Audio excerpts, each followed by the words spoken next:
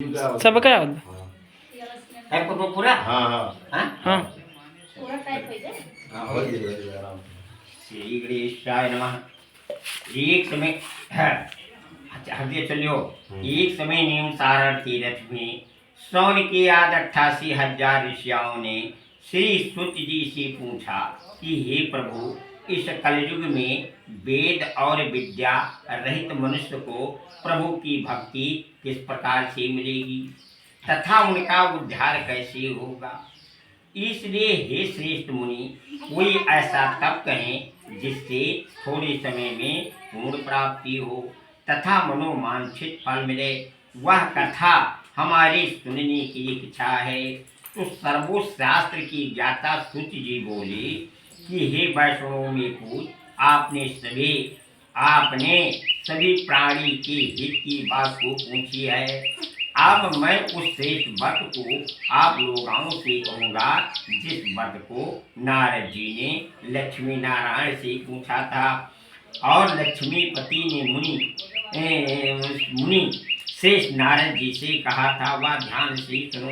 एक समय जोगी राम नारद जी दूसरे की हित की इच्छा से अनेक लोकों में घूमते हुए मृतलोका पहुँचे। यहाँ अनेक योनियों में जन्मे हुए प्रांत सभी मनुष्यों को अपने कर्मों द्वारा अनेक दुखों से पीड़ित देखकर सोचा कि किस यत्न करने से निश्चय ही प्राणी का दुख नाश हो सकता है। ऐसे मन में सोच करके वह विष्णु लोक हो गए। नारद जी वहाँ सीवत वर्ण वाले 4 भुजा वाले देव के ईश्वर नारायण को देखा, जिनके हाथ में शंख चक्र गदा और पद्म थे तथा वनमाला पहले देकर के स्तुति करने लगी। नारद बोले कि हे भगवान, आप अत्यंत भक्ति से संपन्न हैं। मन तथा वाणी आपको नहीं पाती है।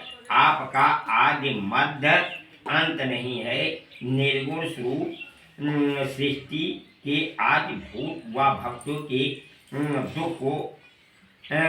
के दुख को आप नष्ट करने वाले, आपको मेरा नमस्कार है। नारद जी से इस प्रकार की स्तुति को सुनकर के भगवान विष्णु बोले कि हे श्रेष्ठ मुनि, आपके मन में क्या है, किस काम के लिए आगमन हुआ है, आप निसंकोच होकर के कहो।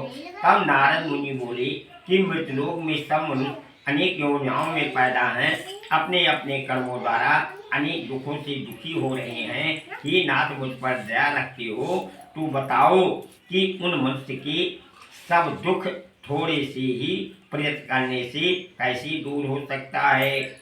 भगवान बोले कि हे नारद, तूने मनुष्य की भलाई के लिए बहुत अच्छी बात पूछी है। जिस काम करने से मनुष्य मोह से छूट जाता वह कहता हूँ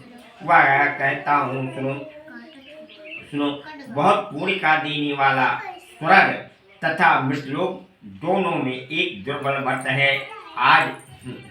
एक दुर्बल व्रत है। विधि पूर्वक करने से मनुष्य आयु उपरांत भोग करके मोक्ष को प्राप्त होता है।